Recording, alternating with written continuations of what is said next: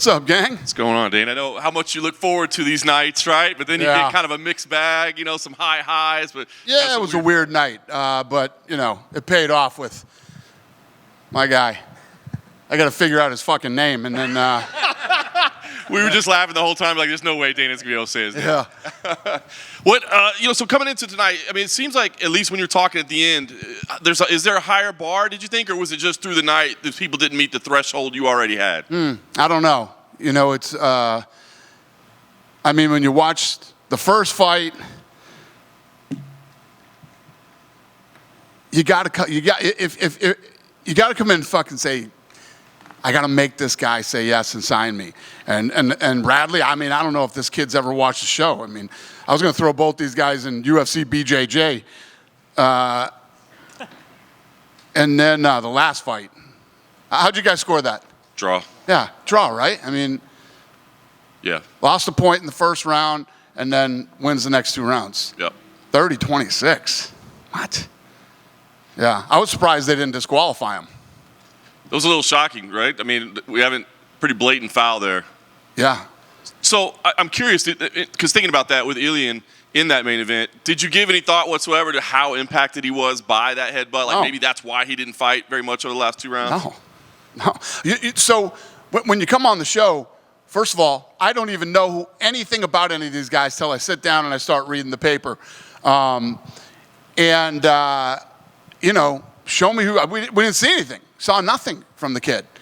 And then Santana, you know you just lost the first round for sure. And he's yelling and screaming and slapping himself and talking, but not fighting. But he did enough to win the next two rounds. So, just real weird. Do Sean and Mick ever say, hey, Dane, I know that was a bad performance from, say, like a guy like Radley, who looks very talented in his past. Do they ever say, hey, yeah, this was an off night, but come on, let's bring this guy They're way worse than me. Yeah? Yeah, they're way worse than me. Yeah, no way. You show up and fight like that, yeah, those guys have no sympathy. Those guys are heartless killers, okay? Believe me. Yep. Well, let's talk about the high points then. Ty Miller, it sounds like you kind of want to maybe slow play him a little bit. You're saying get him in the PI. You think there's talent there? Yeah. I think that I do. I think the kid's talented. He's got the size, the reach. He's, you know, and I think the PI could help him out a lot. Strength and conditioning, and yeah. He's 25 years old. Yeah, I liked him. And I saw some good things, and I felt like he definitely deserved a chance. And as you said, Beisinger. And now he's 6-0. You know what I mean? So. And Beisinger, your favorite tonight, obviously amazing. You says that you have big plans already. I mean, and he wanted to make it very clear he took the fight on 4 days' notice, not a week. Yeah, I said a week, 4 days' notice. And you're talking about, I mean, booking the guy right away. It sounds like you guys were already trying to put plans together for him. Yeah, Mick's like, I'm throwing him on the next available card. So. I dig it. Well, listen, obviously you do. I'm sure you understand. We want to talk about the TV deal as well, that you're here. Big news for the UFC. I guess, can you just tell us kind of what this landmark deal means to you and you know, where this will take the UFC over the course of this 7 years? Yeah, you know, and I say this to you guys all the time too, you know, how do we beat last year? And, you know, it's always trying to go to the next level. And obviously this TV deal is massive and a big deal. There's still a lot more to it that you guys all don't know, but now it's about, you always have to prove yourself. Always. No matter how good last year was, it doesn't mean jack shit when you go into the next year. And we have to get in there and we have to deliver. These guys are investing in the sport, in the athletes, and you know, we got to get in there and kill it. So we got a lot of hard work to do over the next several months. Already coordinating now to get the teams together, everybody start to meet each other, and start to game plan for January. The decision to largely shy away from pay-per-view, I know you said it may still be on the table, but stay over. I mean, how difficult of a decision was that to make? It's not that it's on the table. I mean, the whole thing started going out, pay-per-view's dead. Pay-per-view's not dead. We're on pay-per-view on Saturday. And the pay-per-view business is still very much alive and well.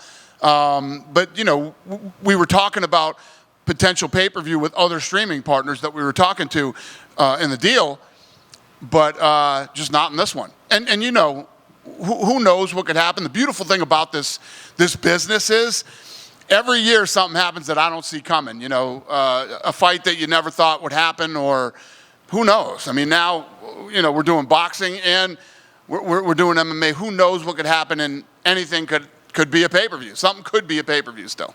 Does this require like massive restructuring of like fighter pay? I mean, they used to be pay-per-view partners with you, right? Now what's the carrot or the encouragement to be the superstar? It's not massive restructuring.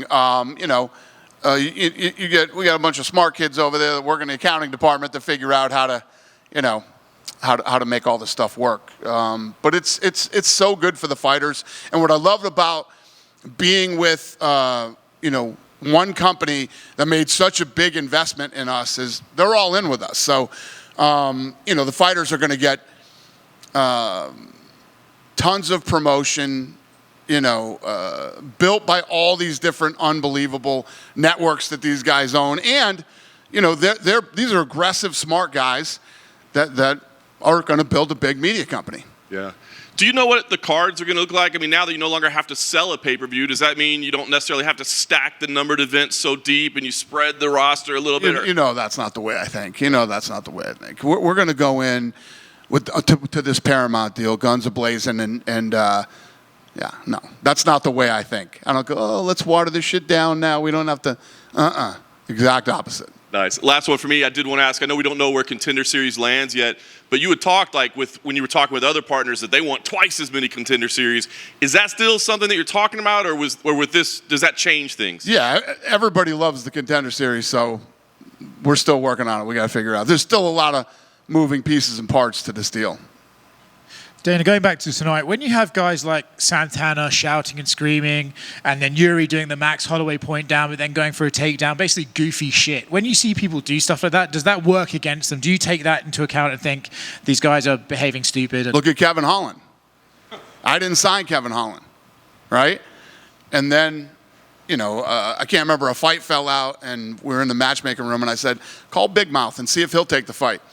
He took the fight, and the rest is history. I mean, he's one of the most beloved guys in the UFC, and he has made a shitload of money. A shitload of money.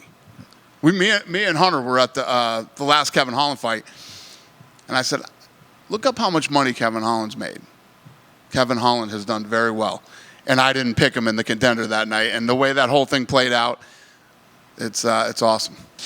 Going back to a pay-per-view, it's a very rare thing in this day and age for things to get cheaper for fans, right? And now the UFC is going to be cheaper for UFC fans. How much was the rising costs of pay-per-view a factor in your decision to maybe move away from that model? So whatever happens with our partner, when we go in and we do a new deal, we were with Spike TV, then we went with Fox, ESPN, and now Paramount. All of these guys have different objectives and goals, you know, that they want to do with their property over the next several years. Whatever it is, we are aligned, and we get in, we roll up our sleeves, and we do what needs to be done. If it was going to be pay-per-view, it was going to be pay-per-view. If it was going to be subscription. With the model that you have now with Paramount, does that mean we can do numbered events in other countries prime time locally? So, for example, the Manchester event, could you now do that at prime time in the UK? All that stuff still needs to be worked out. Okay. And then the fighter pay stuff, obviously that's going to go up and the fighters are going to get money. Do you guys look at that as a case-by-case contractual basis with each fighter? Or do What's the question? I'm getting there. Do you look at it case-by-case with each fighter, or do you go, right, we're going to What was the first part of the question? Fighter pay. Fighter pay, Yeah. So do you look at it as like case-by-case on each fighter, or do you go, right, we're just going to up the base pay and maybe up the bonuses? How do you sort of figure out the fighter pay rising? Yeah. Listen, I'm not going to have any comments on that yet because we still got to get together and figure this stuff out. It's August. We have till January to figure all that stuff. But, you know, the low-hanging fruit that's easy to answer, bonuses are obviously going up. So, you know, that'll be big. And forget about the tide rising with all the other fighters. I mean, just the number that the bonuses bring to a fighter is, you know, that's millions of dollars. Yeah. And obviously, you don't know who's on the card or anything like that, but this January event, let's say you get a title fight, a big fight, what's the ceiling? for a massive title fight on CBS with the sport as it is now. How do you look at that event, and what do you think you can achieve being on CBS? Yeah, I think that, with the strategy that they have over at Paramount and what they're going to do with this company over the next, I go in 5-year increments. So over the next 5 years, there's a lot more to come. And like I said, these are really smart, aggressive guys. And those are the kind of guys that I love to be in business with. So over the next, we're planning right now, I was talking to them today, to get together in September and start getting all the teams together and start working on the game plan for January. Dana, going on just on the Paramount and the numbers, for people that don't really know what that means, when we're talking about big tentpole events, how many viewers can we expect to be watching these big events? What you have to focus on is, I saw this thing on the internet yesterday that it said, this year or last year to be a UFC fan, it cost you, $1,030 to watch everything. Now it's like $115 or something. I mean, that's where the big difference is. The fact that you don't have to, and when you think about Paramount Plus, all the great programming they have, you pay your $12.99, you get all the UFC content plus movies and TV shows and all that. I don't know the answer to that question, but we're going to find out. Yeah, it seems like that's what Turkey and everybody was saying. With getting rid of the pay-per-view model, there's going to be a whole new audience that never had a chance to maybe even see the sport. Do you feel that now a lot of people, if that was ever a barrier, people having to pay to watch it, that barrier now is going away? So in all aspects, this sport should grow even faster now. I agree. Looking at Paramount, is that possibly still the lead destination for where TKO Boxing or Zuffa Boxing is going to go? We'll see. We don't have that deal done yet. We'll announce that when it's done. And is pretty much, so we won't know of any events on that side until the broadcast? Yeah, that's not till 26 anyway. Okay. So this Canelo Crawford fight, I'm promoting this fight with Sheikh Turkey. What I'm doing in 26 is completely different than this. How excited are you for the event that's going to go on at Allegiant? How excited am I for what? For the Canelo fight that is going to go on. I mean, same night we got Canelo Crawford and Noche, and yeah, it's exciting, but it's a lot of work. Yeah, you like to take on challenges like that. I do. See how this works out. Last one for me. For the White House card, do we have a number of fights that are supposed to happen? Is it a fight or is it a full-on event? I'm flying out there at the end of this month, the 28th. Going to meet with him, show him all the renderings and the plans, see what he wants to do, doesn't want to do, and then we'll start from there. But not even thinking about any of the fights it's still a year away. So, I know you were excited about the challenge of the Sphere. How does this challenge stack up to what you had? This is a different challenge in that I want to do it on the South Lawn, and they have some weight issues, and the octagon's 25,000 pounds. So, it's going to be incredibly challenging. And then the weather, which I hate and said I would never do again after Abu Dhabi. I don't give a shit if it snows. We're going to be out on that South Lawn. Yeah. Thanks, Dana. All right. Dana, with MMA going back on CBS, are you looking to shatter that Kimbo Slice Elixi card as well as the Cain Velasquez versus Dos Santos card on Fox? Are you still looking to shatter those numbers? I mean, we're going to do what we do, and we're going to get out and build the sport and build new stars and do what we always do. The numbers, with those numbers, not even thinking about that right now. With those numbers, 6.1 million viewers and 8.8 peaking million viewers peaked. Like, are there fighters on the roster right now, excluding Conor McGregor, John Jones, that can bring that amount of eyeballs to CBS? Well, like he and I were just talking about, it's the Barrett entry isn't $80 anymore. It's $12.99. So. Yeah, I think that alone brings in more eyeballs. With UFC 319 this weekend, it's a massive fight with DDP and Khamzat. Do you kind of feel like the energy of yes. this? And I'm probably going to feel it more when I actually get to Chicago. I'm really excited for, the main event should be unbelievable, and probably the fight of the night. And we haven't been to Chicago in a long time. And sold out. I'm sure that buzz and the energy is going to be good, and I am going to not be keto in Chicago this weekend, so I'm looking very forward to all of it. And obviously, like, I don't know if you're like looking so much into like looking forward and into the storylines, but like, would DDP possibly headlining a like Africa card or Khamzat being champion? With Khamzat's inactivity, do you kind of look at that going forward if Khamzat were to beat DDP, of like maybe he won't fight as much as you would like him to?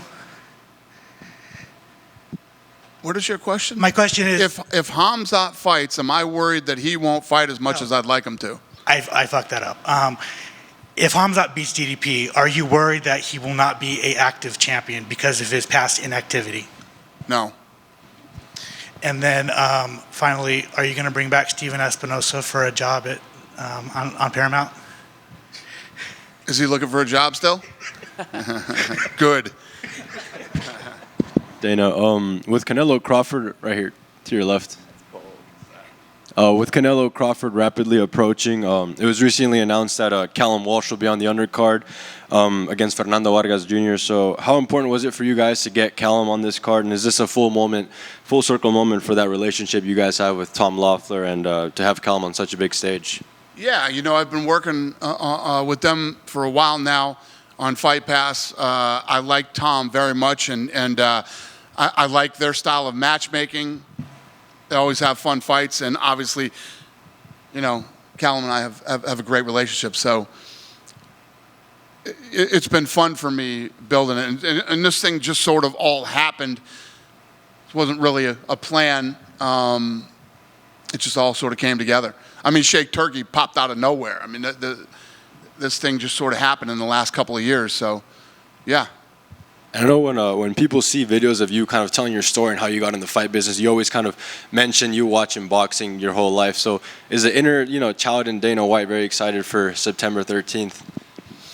Yeah. I'm excited about, and I've talked a lot of shit about boxing and the production and lots of things over the last several years. So last 30 years. And, and now it's time to... Yeah, and just one from tonight. Was tonight like Tito would say, put my mouth where my words are.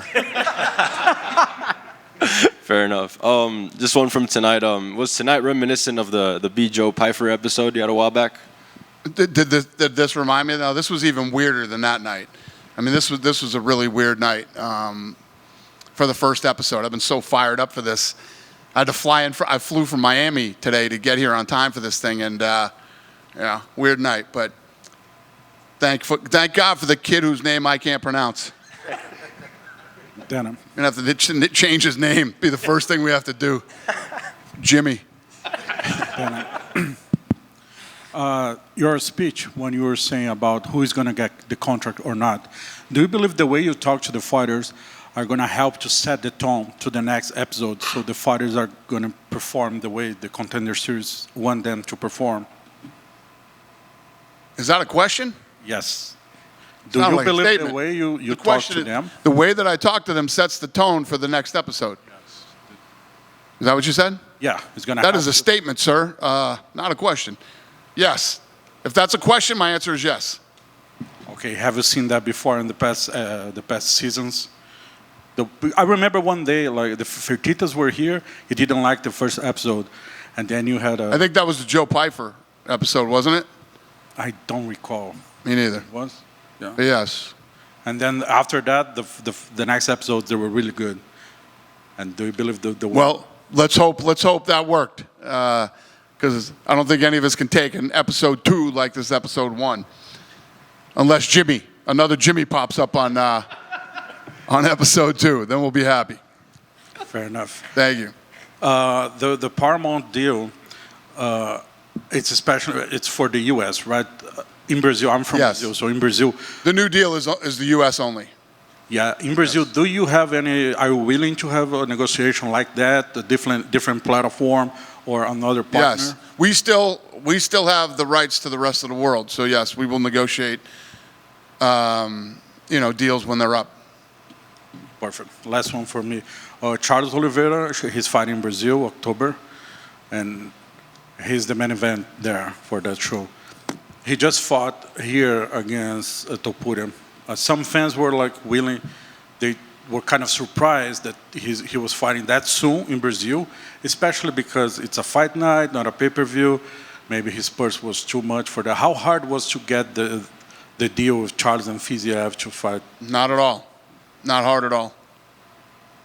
Even Fiziev, did you have any options on other fighters or Tons of Fiziev? options. Or Fiziev was the first one?